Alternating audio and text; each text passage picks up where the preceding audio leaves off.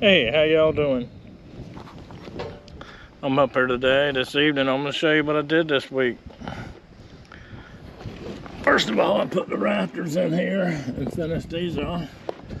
Got some things to do in the morning and bring up a whole sheet of plywood that goes here. But I did this. I got that much of it on so far. Yeah. That rake edge is what was hard to do.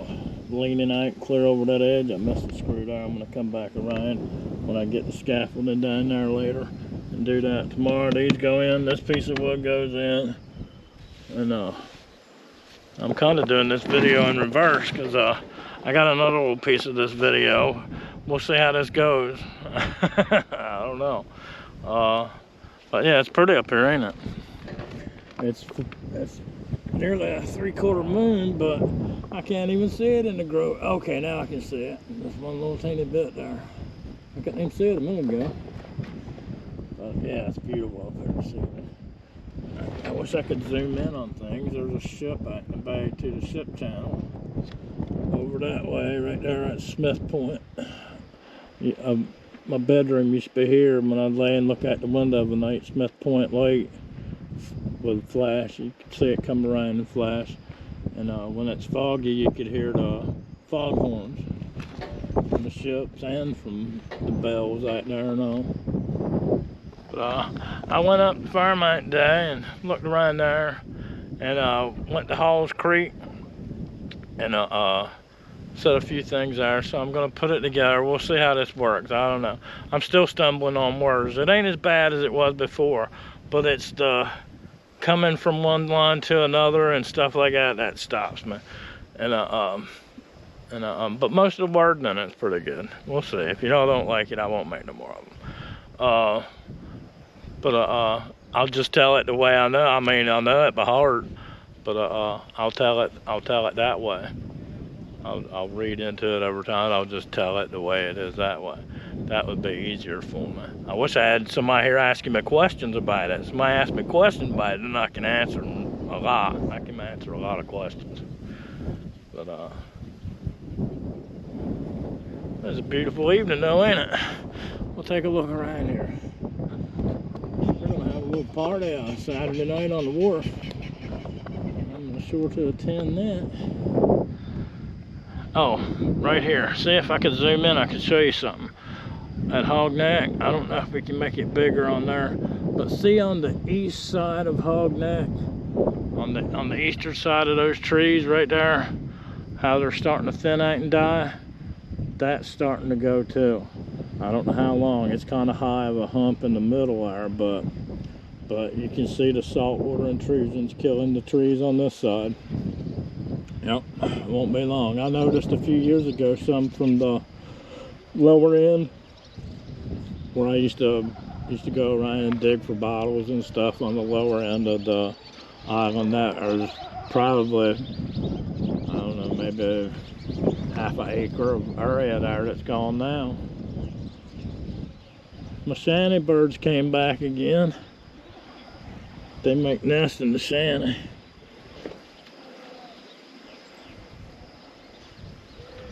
Alright, so pretty, I'm just going to sit here in this nice cool breeze. I'm living in the sweet Virginia breeze. But we'll see how that story goes. I don't know. I stumble over a lot of words. It makes it not. It makes me unsure whether or not I should even post it. The first one I weren't going to post. They weren't going to happen. I weren't posting that. Ooh.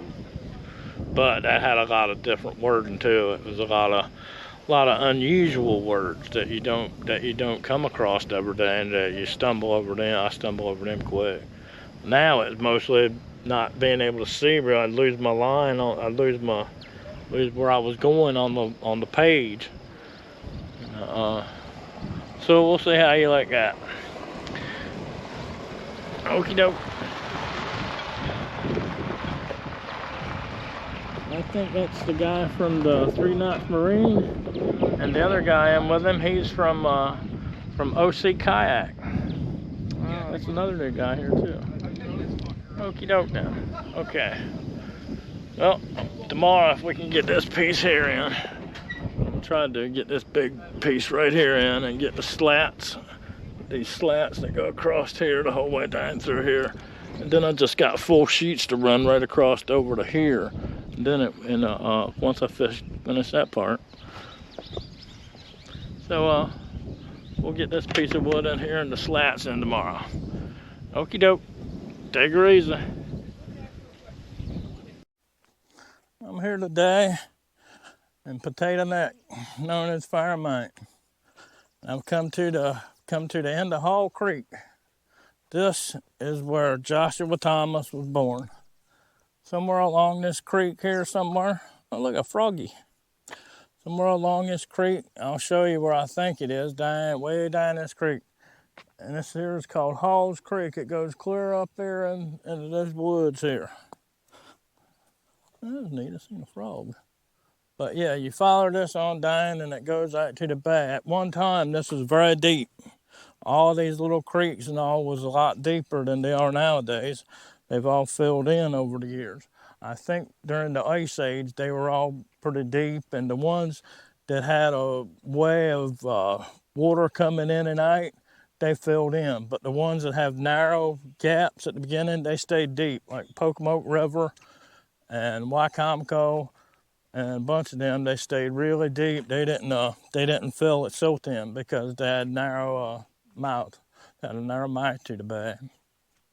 So I just wanted to show you the beginning of where he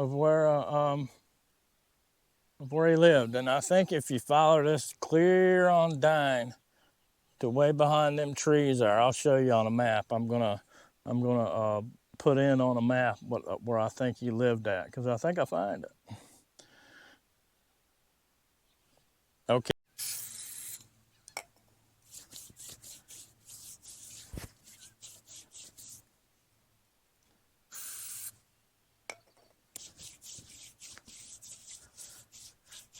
Oh, it's buggy now.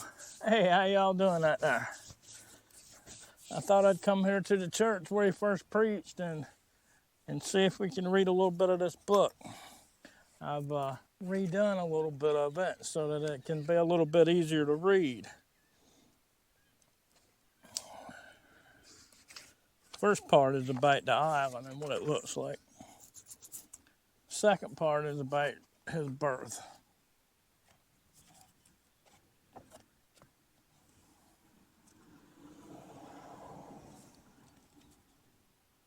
Said, I was born, says Joshua Thomas, in Somerset County, Maryland, on the 30th day of August, 1776. Story of life which follows the pages are designated to unfold. It will be observed begin in stirring times in the memorable year of the nation's nativity, and close upon the day at his immortal declaration may be found the date of Joshua's birth. He lived to witness over 70 of its returning anniversaries, and gave evidence to numerous ways of that trait, which was not at least excellent and remarkable in his character, a love for his country. It may not be regarded as unimportant to state that the exact locality of his birth to attain this required considerable investigation. Most persons intimate with him suppose he was born and was raised on Tangier Island. He surprisingly designates Somerset County and leaves the particular neighborhood indefinite. But I did find out, I went and got some other things and find out where he actually did live, and I'll put that in this video. And I'm going to put another Google Earth map, because I think I find the exact spot.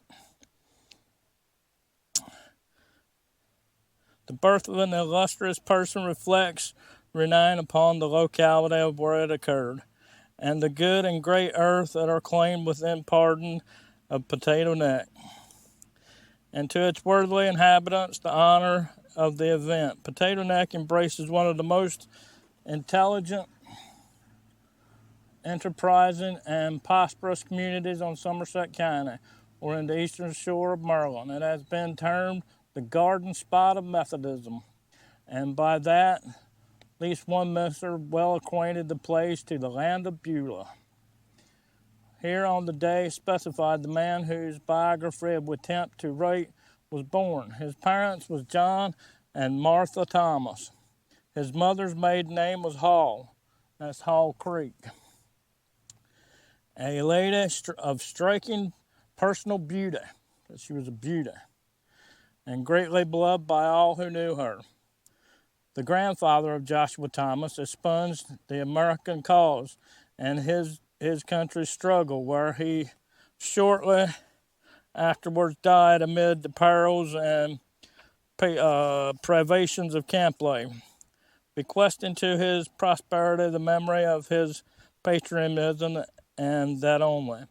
His services were never recognized or remembered by government in any way that benefited his family. This may have been the result of neglected inapplication. John Thomas, his father of Joshua, had been formerly a school teacher.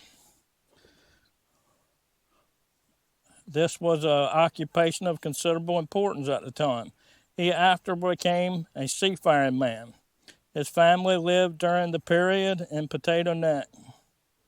He died suddenly during one of his visits, and the occasion of this deplorable event, it was said, was somewhere as follows. He was about leaving home, and after his vessel had been made ready to sail, went ashore to take leave of his family and friends. Being barefoot, he was bitten by a small dog belonging to a woman named Miss Waters. I actually seen a place up there. It's called Waters. The wound was trivial, but did not threaten any serious circumstances. He committed his wife and children to the care of divine providence and leaving then his society and friends, proceeded on his voyage. Reaching Tangier Island, where his relations lived, he and his brother went ashore as their custom to pay them a short visit before going to sea. By this time, the wound on his foot and ankle had become painful, and from the insignificant cause, mortification set in, and death speedily occurred. The doubtful news was borne across the Seine to his beloved widow. With the last loving measure of her departed husband, I am going to heaven. Bring the children up to fear and serve God. This change, his stricken mother now addressed her energies to fulfill and provide for her, and untiring industry and economy for 3 years was doing well, until a dark shadow fell upon and belighted her being in the person of a second husband, who, through the first, a clever sort of man, standing fire in his community and well-to-do, was worldly since and become despondent and neglectful, ending in habitual and reckless drunkenness. The manuscript Mr. Pettyman contains, in his own words, the main story of Brother Joshua Thomas and his youth. My mother, says Joshua, was a hard-working woman and tenderly loved her children. She did all that she could to make them comfortable. I loved that mother with devoted fondness, and I was become able to delight in doing all I could for her. For the Lord put into my heart to be thoughtful child and to obey her in everything. The recollection of these days remained distinct with him down to old age. Often when he is addressed in large congregations and noticing children in the assembly, he would awaken their attention by a well-timed anecdote of his boyhood, and then speak to them thus: "Now, dear children, let an old man and a father who has been great many days and experienced a great many changes exhort you to good love your parents and to obey them. As the good book tells you, think that they love you and how much they have done and suffered for you. Consider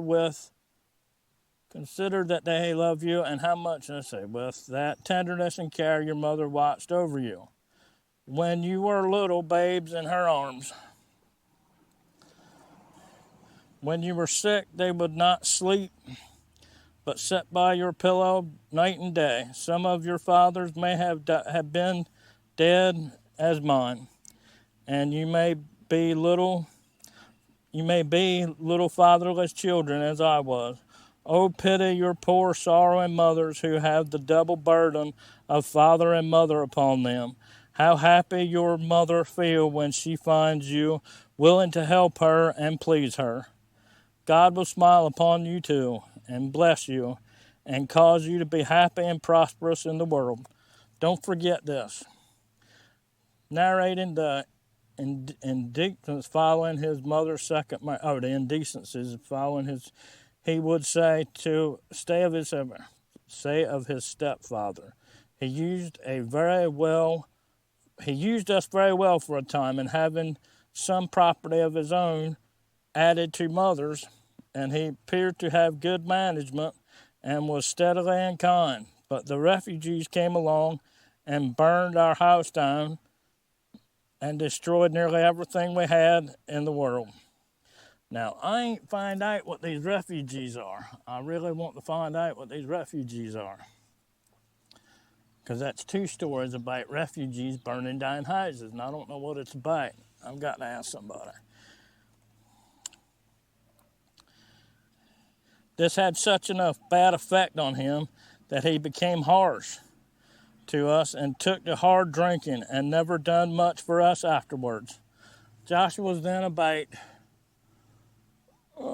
5 or 6 of age, and thought all the successive years of it, and through all the successive years of his youth until he was grown up, he had the misfortune to be in contact with that dissolute stepfather.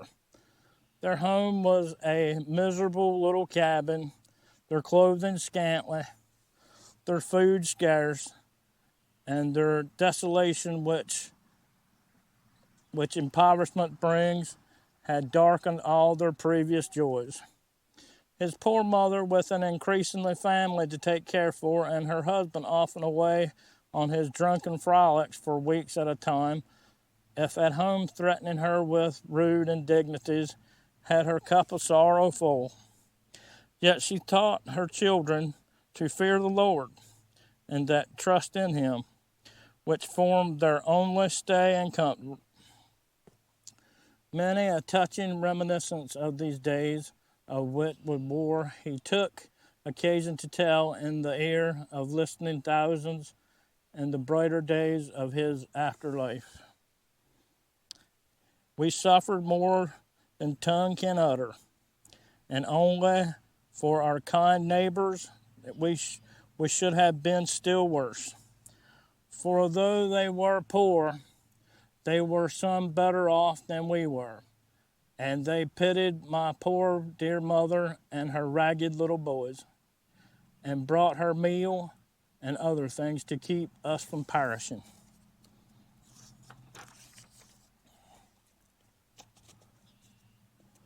One of these neighbors used to tell an instance and endurance and spirit the little boy Joshua. He said one cold snowy day his wife looked out and saw a small moving object approaching the house. As nearer it came, she discovered that it was the little boy Joshua, without a cap on his head, without a cap on his bare feet, besides being very thinly clad. He had tracked his weary way against the storm that morning to say that they had no bread at home. For several days they lived on oysters and crabs, which the boys had picked up around the shore. He went picking up crabs and oysters around the shore. Now that's some tight times there.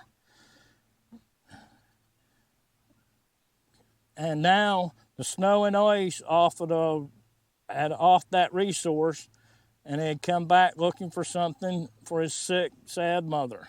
Tears came into the good woman's eyes when she saw the little fellow and heard his artless story. You are not most perished, she said. You are not almost perished, she said, and argued with him to come in. Oh no, he said, I am quite warm. But your feet must be nearly frozen. No, indeed, I don't feel the cold at all. Boy. Needless to say, his visit resulted in timely relief.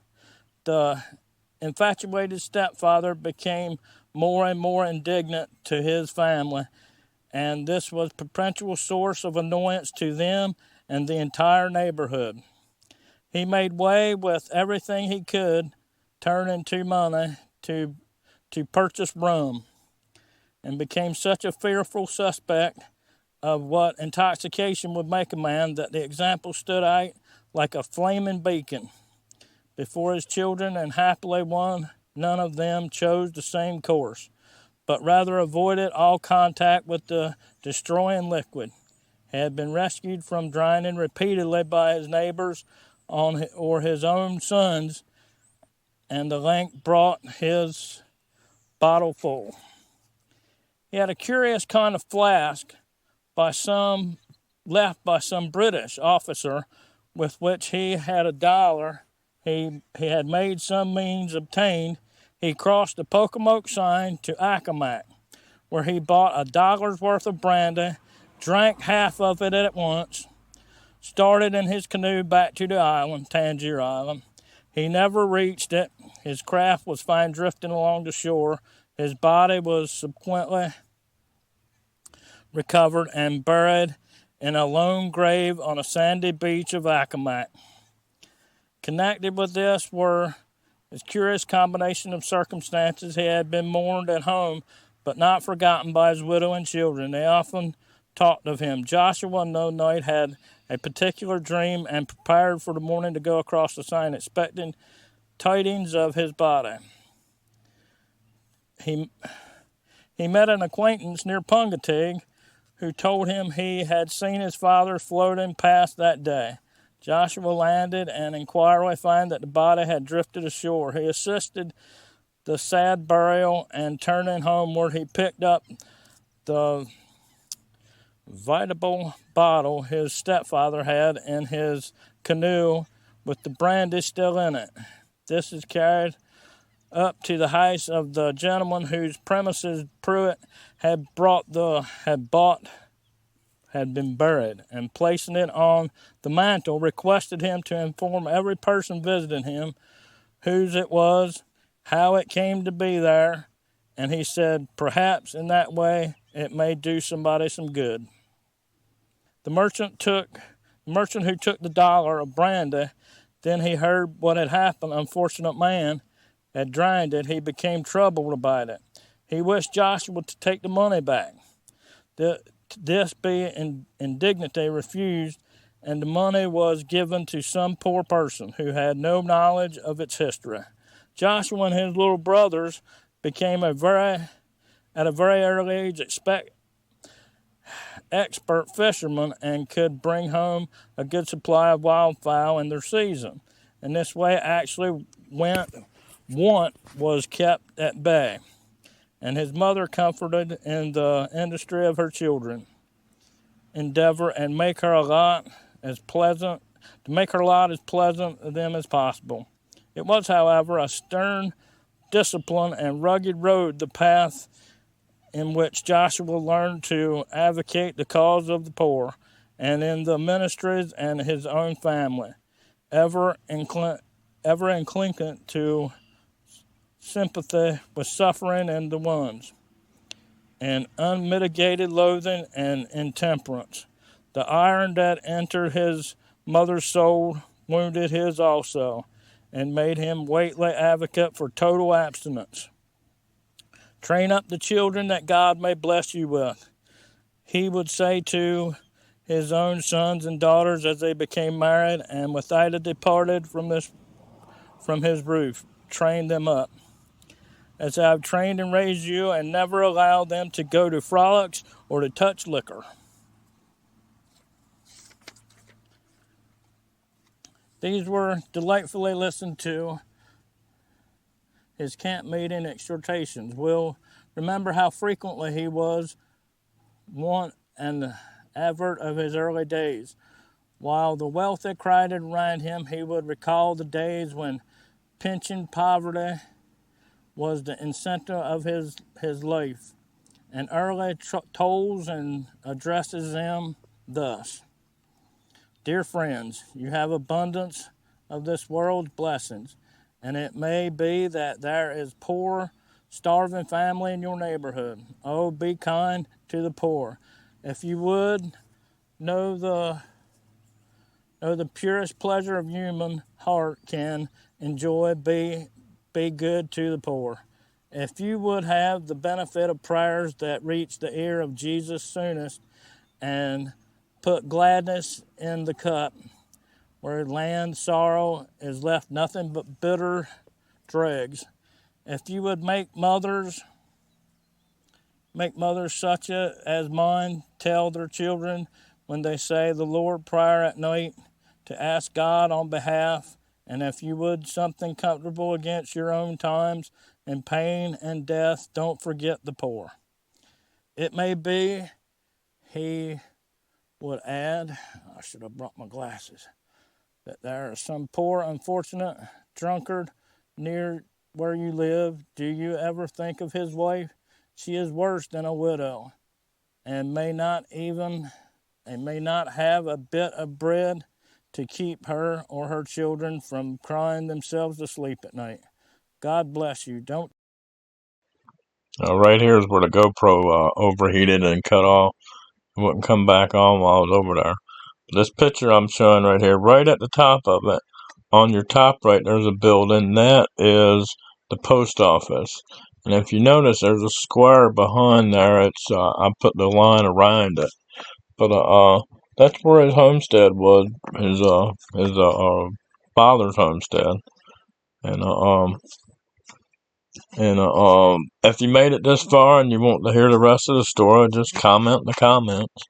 Okay, thank y'all. Thank you for tuning in. If anybody made it this far, thank you. Take her easy. Okay, bye.